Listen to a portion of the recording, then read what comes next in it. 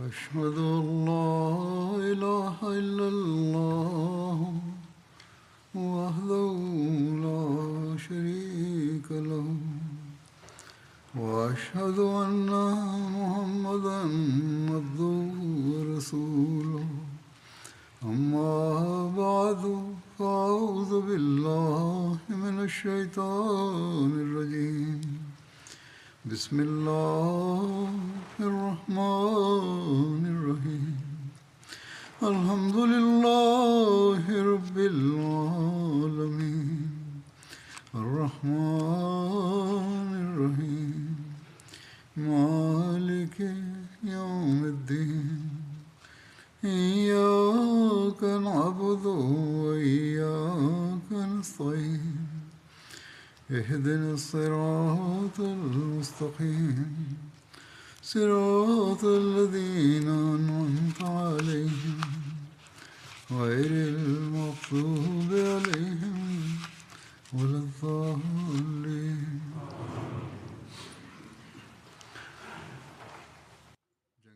В предишната си проповед съм споменал подробности за битката при Азаб и как предателството на евреите от Хайбар е довело до формирането на армия от неверници, които възнамеряваха да атакуват и елиминират мюсюлманите. Хазрат Мухаммад салалаху алейхи ва салям е изпратил Сулейт разиланху и Суфян бин Ауф Аслам разиланху, за да съберат повече информация относно армията на враговете. Обаче двамата били убити мъченици, станаха мъченици, и когато Абу Суфиян ги видял,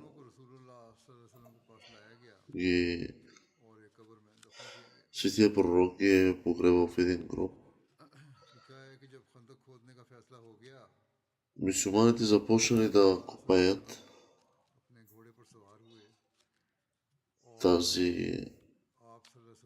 този ров с помощта на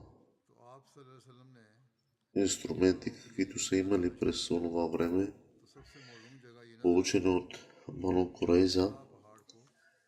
Светият пророк салалаху алейхи ва салям разделил мюсюлманите на групи по 10, за да копаят, и светият пророк салалаху алейхи ва салям също участвал в копаенето на рова и помагал на мюсюлманите. Когато Хазрат Абу Бакър разиланху и Хазрат Умар разиланху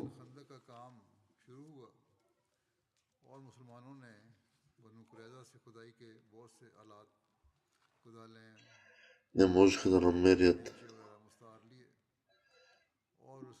кофа, в която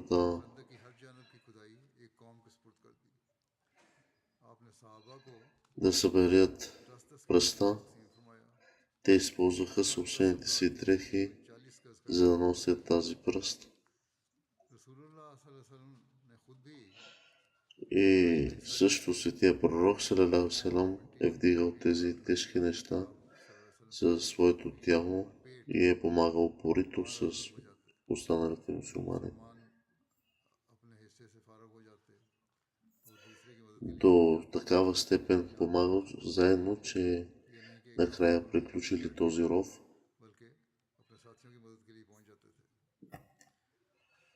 В изкопаването на този ров нито един мюсюлманин не е изоставал назад и със своите дрехи са изхвърляли пръста.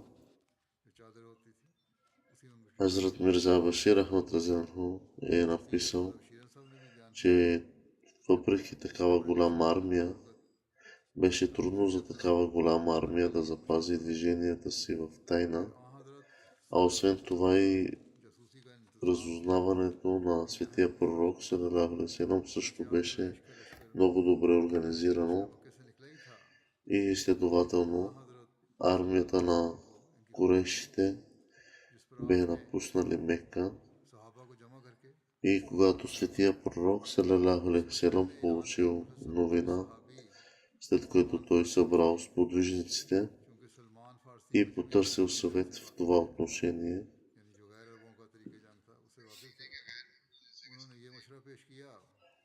на тази среща присъстваше и един искрен почтен спътник от Иран на име Салман Разиланху Фарси, персиецът. Неговото приемане на исляма вече беше споменато в предишните си проповеди, тъй като Хазрат Салман Разиланху беше запознат с неарабската стратегия за война. Той предложил да се изкопае един дълъг и широк ров около тази част на Медина, която беше несигурна, за да се защити. Идеята за този ров е нова концепция за арабите, но след като научава, че този метод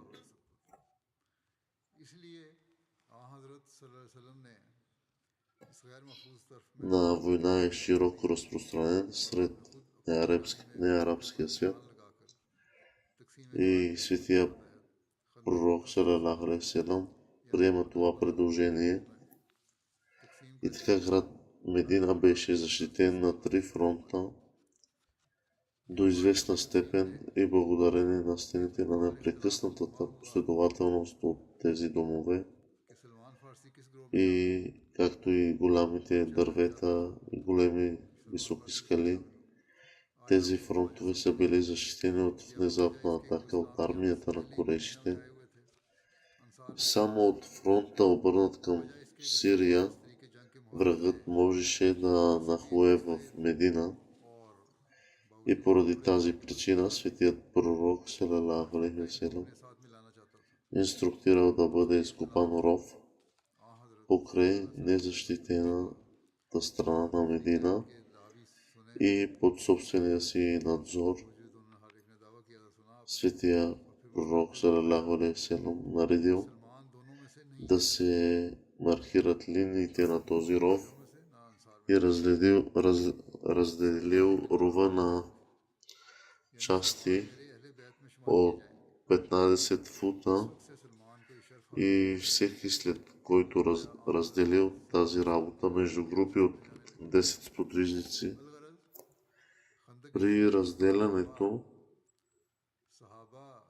на тези групи възникнала приятелски дебат за това към коя група ще бъде причислен Салман Разиланху и щеше ли да бъде причислен към мухаджирините, или поради пристигането си в Медина преди появата на ислама ще бъде смятан от ансарите.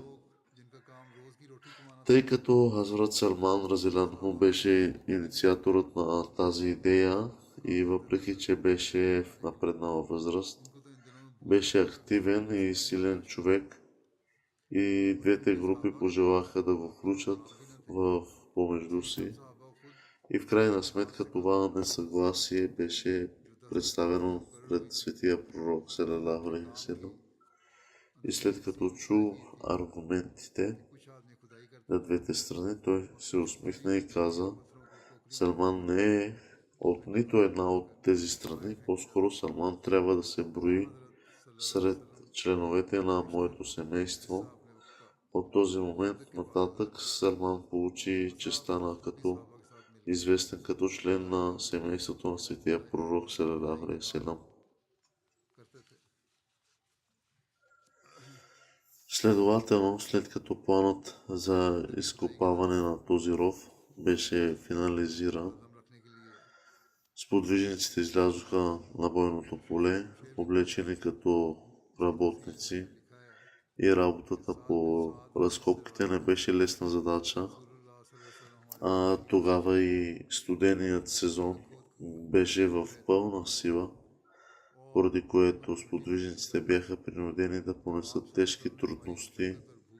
И освен това, тъй като всички други дейности спряха тези хора, които изкарваха хляба си ежедневно, а имаше много такива хора сред тях, бяха принудени да понесат и незгодите на глада и трудността,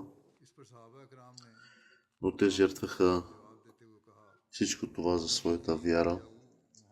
Освен това, тъй като сподвижници нямаха слуги и роби, всички те трябваше да работят със собствените си ръце и в рамките на тези 10 групи имаше по-нататъчно разделение на работата, при което определени мъже щяха да копаят, а други щяха да напълнят тази изкопана пръст и камъни в кошници, носени на раменете си и да ги изхвърлят. Светият пророк салалаху алейхи ва салям прекарвал по-голямата част от времето си близо до този ров и често се присъединявал към своите сподвижници в помощ в копаенето и изхвърлянето на тази пръст.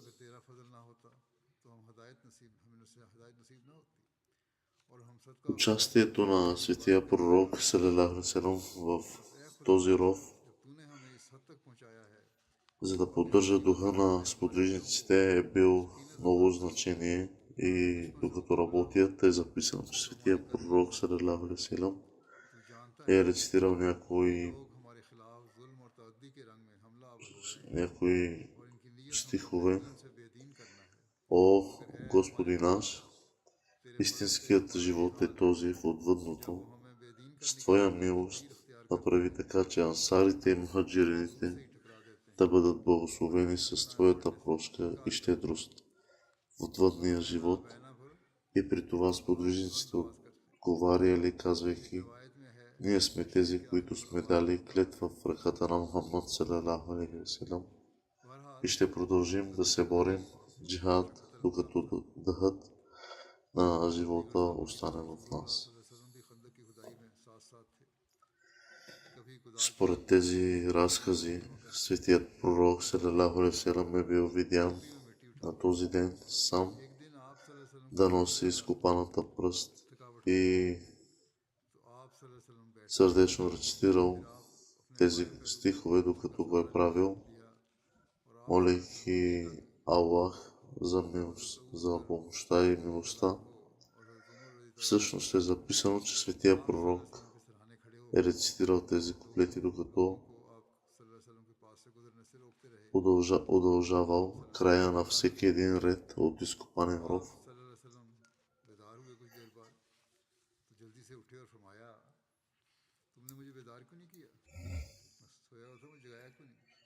След като е работил много упорито, светия пророк салалаху алейхи ва салям седнал да си почине и е заспал от умора. Хазрат Абу Бакър разияллаху анху и Хазрат Умар разияллаху анху стояха до него, като осигуряваха неговата подкрепа, че никой няма да мине и да го събуди и тяхното внимание бе над него.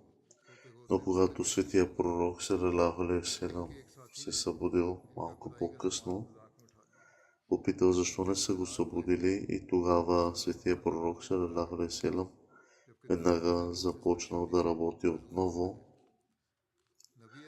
Според разказите на Хазрат Заид бин Сабит разияллаху анху, той изпълнявал своята роля в изкопаването на този ров, но тъй като се уморил, в крайна сметка заспал в самия ров и виждайки, че е заспал, един от спътниците закашливо му взел инструментите и когато Заид се събудил и не можал да намери инструментите, той се е разтревожил, докато другарите сподвижниците го наблюдавали развеселени. Когато светия пророк научил за това, той попитал Заид: по същия усмихнат начин, дали е потънал толкова дълбоко в своя сън, че вече не е наясно с нещата. Тогава светия пророк попитал дали някой знае къде са вещите на Заид, и върху които един от мюсюлманите каза, че ги има в него са. И така светия пророк каза, че мюсюлманин не трябва да накара друг мюсюлманин да се тревожи по такъв начин.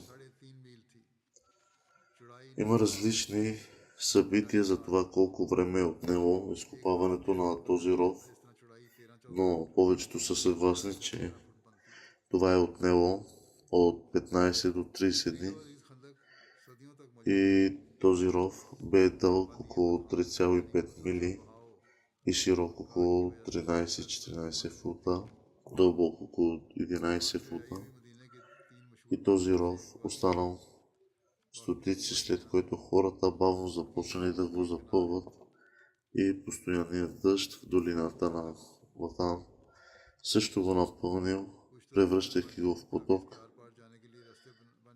И през 9 век е записано, че не е останал следа от този действителен ров.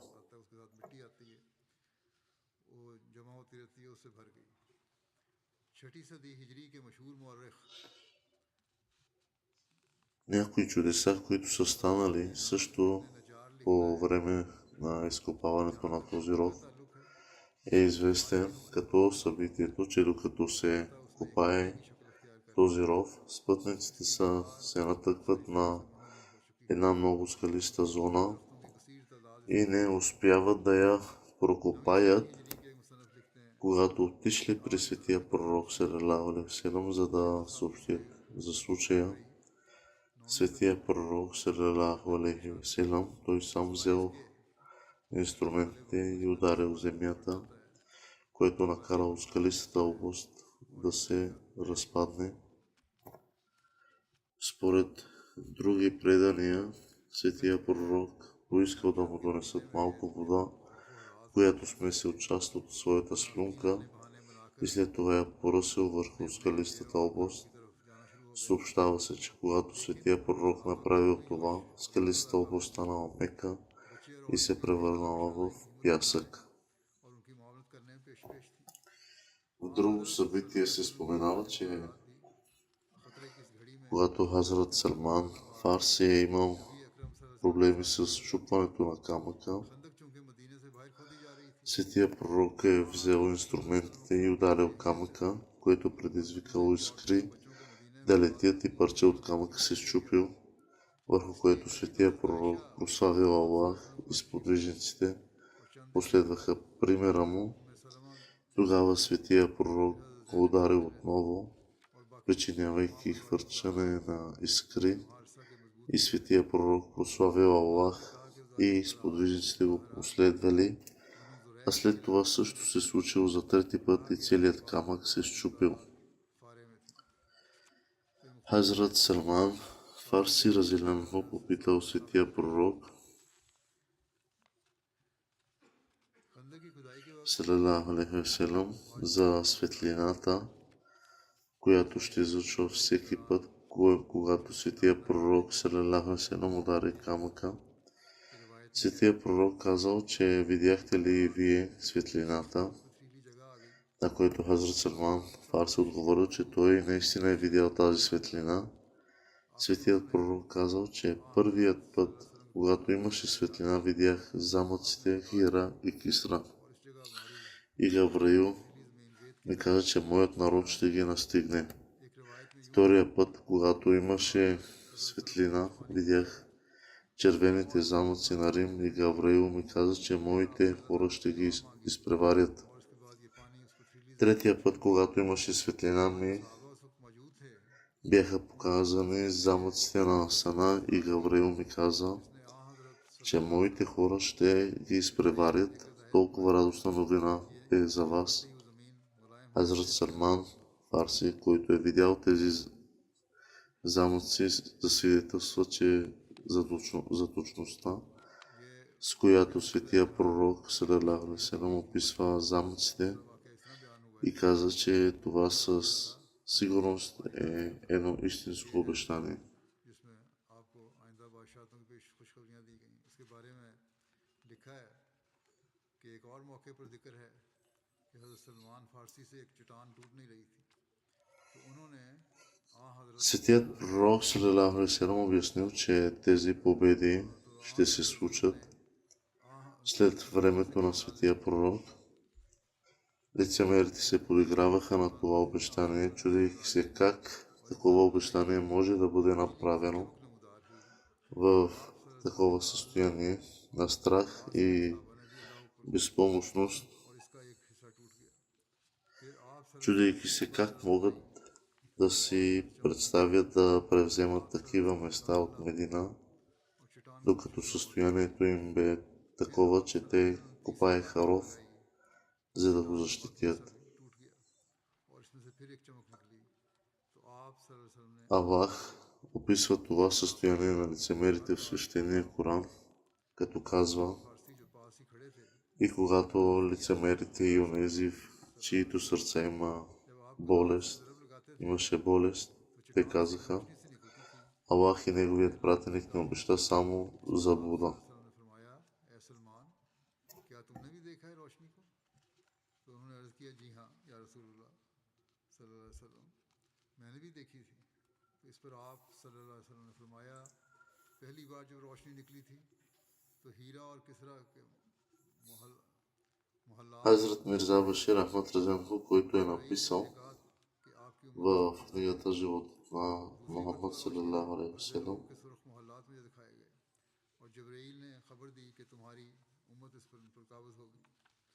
और तीसरी बार जब रोशनी точно по този повод един верен спътник на светия пророк बताया कि तुम्हारी салалаху алейхи ва салям на име Джабир бин Абдулла разделено забеляза признаци на слабост и глад ताला ने по के बाद हमसे मदद का वादा किया है лицето और रसूल на светия пророк салалаху алейхи ва салям. निशानियां सलमान को Поиска разрешение да се прибере за तलान ने कहा кратко вкъщи, आप सल्लल्लाहु докато при пристигането си у дома Джабир разделено казал на жена си: सलमान ने изглежда, че светия пророк салалаху алейхи ва салям е в големи затруднения поради силен глад. फिर रसूलुल्लाह Имаш ли нещо за ядене? Тя отговори: да, имам ये फतूहात малко बाद देगा। брашно и една коза. और हिरकल अपने Джабир разделено заявил, че заклах тази коза, омесих брашното в тесто. Тогава казах на жена си: ти приготви храната, докато аз се представя пред светия कोई किसरा ना होगा। пророк салалаху алейхи ва салям и го помоля да дойде. Жена ми каза: виж, тук не ме смущавай, храната е много малко и е възможно да не стигне за всички. Не води толкова твърде много хора със светия пророк. मसरूर आते थे कि Джабир продължил да разказва: отидох и почти шепнешко ज़ाहिर गैर मुमकिन се подчиних на светия пророк салалаху алейхи ва салям. लिखा है इसने तारीख में कि मुसीबत और बेकसी और खौफ और राज के इस आलम में О, пратенику на Аллах, ज़ाहिर गैर मुमकिन बिशारत से मोमिनों का ईमान има малко тесто с месо и ечемик शाशत में मजीद इजाफा हो। и помолих жена ми да ги приготви दीन ने тази храна. इस पर तमस्कुर करना शुरू कर Бих те помолил да дойдеш с някои сподвижници и да хапнеш в моя дом. तुम्हें ये खबर दे रहे हैं Светия пророк казал, че колко храна имаш. अल्लाह के शहर देख रहे हैं Подадох, че имам такава करोगे हालांकि तुम малка храна. शाहों के लिए Светия пророк казал, че има много храна. ताकत नहीं है। Тогава светия пророк хвърлил поглед наоколо и извикал с висок глас: इस मौके पर मुनाफिकीन о, сподвижниците на ансари и мухаджирини, में किया है। елате, फरमाया कि Джабир ни покани на вечеря, यकूल मुनाफिक нека отидем да ядем. मरज И при този глас около 1000 гладни сподвижници се присъединиха към светия пророк салалаху алейхи ва салям. यकूल मुनाफिकूना वल्लज़ीना फी कुलूबिहिम मरज़ुन मा और जब मुनाफिकों ने और उन लोगों ने जिनके दिलों में मर्ज था कहा हमसे अल्लाह और उसके रसूल ने धोखे के सिवा कोई वादा नहीं किया, लेकिन देखने वालों ने फिर देखा Светият пророк салалаху селам инструктирал Джабир разенанху, तमर के अहद खिलाफत में че върви бързо вкъщи и кажи на жена си, बेबस और बेकस че докато не пристигна, тя не трябва да сваля सलमान फारसी बयान कर храната от котлона, нито да започва да приготвя хляба. Джабир веднага се прибрал вкъщи и съобщил इन वाकयात казаното на жена си, तोड़ने के हैं और но бедната дама се притеснила изключително много, защото храната стига само за तंगी और शिद्दत няколко души, खंदक खोदते а тъй като на път вървяха хора, किसी तरह टूटने में стотици, और т.е. хиляда души бяха, 3 दिन के मुसलसल тя нямаше представа какво да направи. आखिर तंग आकर वो आ हजरत सल्लल्लाहु अलैहि वसल्लम की खिदमत में हाजिर हुए और अर्ज किया कि एक पत्थर है जो टूटने में नहीं आता। Въпреки това, ये हाल था कि भूख когато светия пророк салалаху алейхи ва салям пристигнал, मगर आप той много спокойно се е помолил और एक कुदाल लेकर अल्लाह का и नाम लेते हुए казал, मारी। लोहे के लगने से पत्थर में से एक शोला निकला जिस पर आपने जोर के साथ अल्लाह अकबर कहा और फरमाया कि मुझे ममलिकत शाम сега започнете да печете хляба. खुदा की कसम इस वक्त И след това светия пророк салалаху алейхи ва салям दर्द से започнал бавно да раздава храната. दफा आपने फिर अल्लाह का नाम И Джабир разинанху разказа, че кълна се в това, जिस पर आपने फिर अल्लाह अकबर कहा което съм видял, че जब फारिस की कुंजियां दी गई тази храна беше достатъчна за всички नजर आ रहे हैं и всички ядоха до насита. शिकस्ता हो गया Тенджерата ни все още кипеше и тестото не беше изразходвано напълно इसके नतीजे и में всички ядяха, а храната все още стоеше. और फरमाया अब मुझे यमन की कुंजियां दी गई हैं और खुदा की कसम सना के दरवाजे मुझे इस वक्त दिखाए जा रहे हैं। उस वक्त वो पत्थर बिल्कुल शिकस्ता होकर अपनी जगह से गिर गया और एक रिवायत में यूं है कि आ हजरत सल्लल्लाहु अलैहि वसल्लम ने हर मौके पर बुलंद आवाज से तकबीर В други случаи се разказва, दरियाफ्त करने पर आप че светия пророк салалаху алейхи ва салям, когато е работил в рова, फिर अपने काम में винаги е възхвалявал Аллах и е карал сподвижниците да го आलम कश последват गोया इस तंगी के वक्त में अल्लाह ताला ने с цел, че Аллах да дари успехи на мюсюлманите в бъдеще. सहाबा में उम्मीद और शगुफ्तगी की रूह पैदा फरमाई मगर बज़ाहिर हालात ये वक्त ऐसा तंगी और तकलीफ का वक्त था कि मुनाफिकीन मदीना ने Тези дни са били на सुनकर मुसलमानों पर फप्तियां उड़ाई голямо घर से बाहर कदम затруднено време किसरा की ममलिकतों के поради глад и трудности. सारी नेमतें मुसलमानों के लिए Много от мюсюлманите нямаха храна и यानी कुछ през което Хазрат Джабир आखिरी अयाम में усетил तर आपके खुलफा के ज़माने में पूरे होकर मुसलमान Хазрат Мусалам, че няма сила и трудно е работил и в лицето му познал, че той е гладен и състоянието му не е добро पत्थर निकला и उसे टूटता नहीं। трябва да измисли нещо, че да го нахрани. सहाबा ने रसूलुल्लाह सल्लल्लाहु अलैहि वसल्लम को इस बात की खबर दी तो आप वहाँ खुद तशरीफ ले И така той отишъл и споменал на своята съпруга неговата идея. पकड़ा और जोर से उस पर पत्थर पर मारा। कुदाल के पड़ने से पत्थर में से रोशनी निकली और आपने फरमाया अल्लाह हो। फिर दोबारा आपने कुदाल मारा तो फिर रोशनी निकली, Когато светия пророк Салам със своята слунка докоснал मारा और फिर पत्थर този камък и ударил с инструментите над камъка, за да го щупи, ने फरमाया अल्लाह हो излязоха някои искри या रसूलुल्लाह। и 3 пъти излизаха искри, докато е нанасил 3 пъти удари पत्थर पर कुदाल върху скалата. जो रोशनी निकली Но Хазрат Салман Фарси इस्लाम के आइंदा попитал светия пророк, че какво е значението на тези 3 искри, दफा की रोशनी में и така светия пророк му отговорил, के शाम के मोहल्लात दिखाए गए। успехите, които се крият दूसरी दफा की रोशनी में मदाइन के в ислама, मुझे दिखाए गए। бъдеще на мусулманите. फारस की कुंजियां मुझे दी गई। तीसरी दफा की रोशनी में सना Това е било едно обещано откровение, което ще се случи, но много от неверници не вярваха от враговете и те имаха в сърцата си болест, в която не вярваха в светия пророк.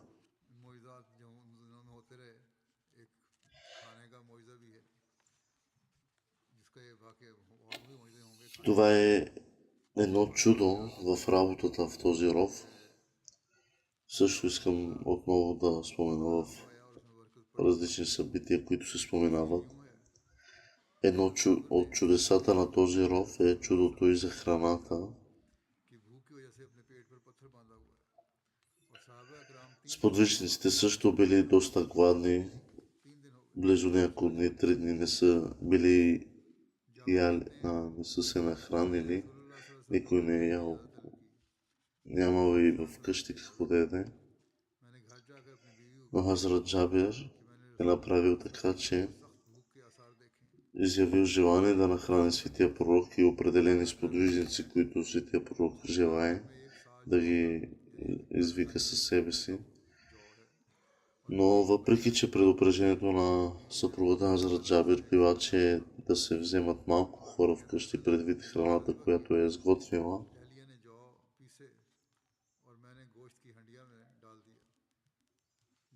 но аз отидох при светия пророк и го поканих, но светия пророк извикал всички на висок глас и ми казал, че никой да не докосва храната, докато се приготвя, докато аз не пристигна.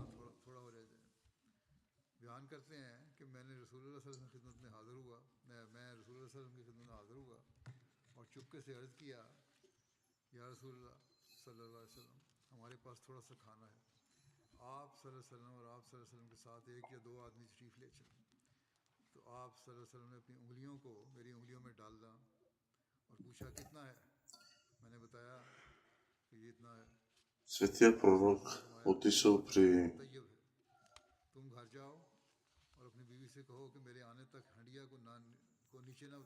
отишъл дома на Хазрат Джабир и направил молитва над тази храна, както над самото месо, така и над тестото. Аллах е направил така, че всички хора да се нахранят и храната да бъде обилна в заситен за всички.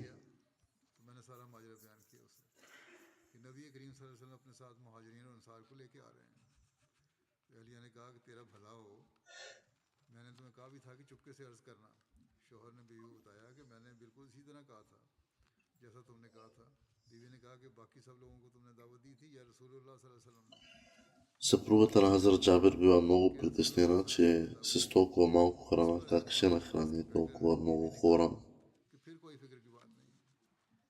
Но Хазрат Джабир е уведомил, че има и вяра в нашия пророк. Той ще се помоли на Аллах и Аллах ще направи така, че тази храна да бъде достатъчна.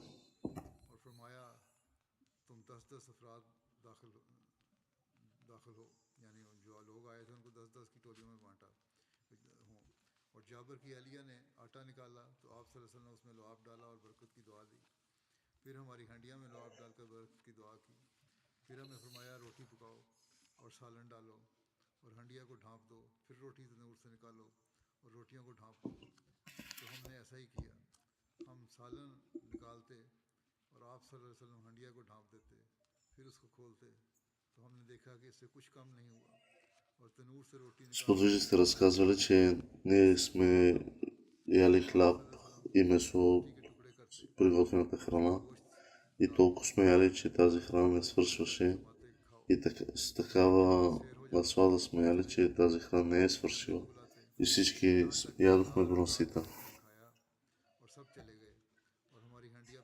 А брашното и яденето е било абсолютно същото, когато го заварихме като количество. Хазрат Мирза Башир Ахмад също е пояснил тази случка. मुखलिस साहबी जाबिर बिन अब्दुल्ला ने आप че Хазрат Джабир е видял भूख के и разпознал болката, която राहत के आसार देख е видял в лицето на светия пророк салалаху алейхи ва салям, की इजाजत ली घर आकर अपनी बीवी से कहा и е усетил, че неговия пратеник е изпитвал трудност и глад क्या तुम्हारे पास खाने के लिए कुछ है и каквото има вкъщи, освен малко брашно и една коза, इस पर मैंने बकरी को ज़िबा किया и с съпругата са приготвили тази храна मैं за определени хора, но с помощта на Аллах. मेरी बीवी ने कहा कि देखा Така стана, че всички сподвижници се нахранили. रसूलुल्लाह सल्लल्लाहु अलैहि वसल्लम के साथ ज़्यादा लोग ना आए जाबिर कहते हैं कि मैं गया मैंने आहिस्तगी से के साथ हज़रत सल्लल्लाहु अलैहि वसल्लम से अर्ज़ किया कि या रसूलुल्लाह सल्लल्लाहु अलैहि वसल्लम मेरे पास कुछ गोश्त और जौ का आटा है जिनके पकाने के लिए मैं अपनी बीवी से कह आया हूँ Но светия пророк не пожела с определени хора да дойде, а той каза, че ако дойда, ще дойда с всички. И така извика на висок глас към всички, че елате, ансар и мухаджирин, елате. ए अंसार व मुहाजिरीन की Джабир не поканва вкъщи да ни нахрани. इस आवाज़ पर कोई 1000 फाका मस्त सहाबी आपके साथ हो लिए आपने जाबिर से फरमाया कि तुम जल्दी जल्दी जाओ और अपनी बीवी से कह दो कि जब तक मैं ना आ लूँ हंडिया को चूल्हे И отново споменал, че отиди и кажи на семейството ти да не докосват храната, докато аз не дойда. बेचारी सख्त घबराई कि खाना तो सिर्फ चंद आदमियों के अंदाजे का है और आ रहे हैं इतने लोग अब क्या होगा मगर И светия пророк много спокойно отишъл в дома на Хазрат Джабир, помолил се रोटियां पकाना и така храната бавно се приготвила и всички са яли. खाना तकसीम करना शुरू फरमा दिया Хазрат Джабир разказва, че аз това съм го видял за първи път с толкова малко храна. Как сме нахранили толкова хора, а храната стоеше точно както е стояла в началото. В бъдеще ще спомена още събития относно тази случка. Апел за молитви. Призовавам всички да се съсредоточат върху молитвите, най-вече за Пакистан. Всички ахмади във вярата да утвърдят своята вяра, където и да се намират, независимо дали са в Бангладеш, Пакистан или други страни. Аллах да направи така, че да се смели. Хората се смелят над ахмадите в Пакистан. Аллах да се смели. Аллах има власт над всички неща. И ако светът се обърне към реформи, Аллах все още може да ги спаси от тези бедствия, които са подложени днес. Нека Аллах ги дари с разум и разбиране. Амин.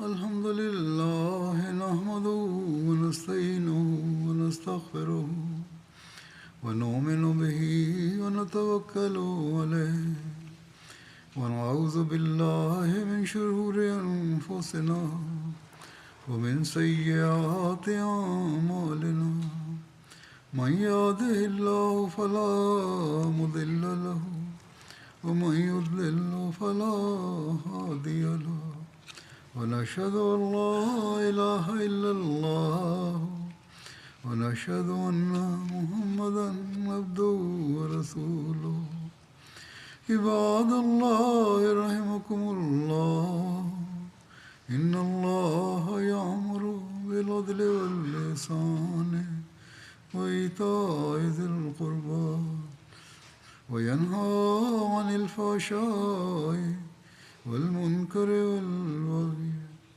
يعظكم لعلكم تذكرون واذكروا الله يذكركم وادعوه يستجب لكم ولذكر الله أكبر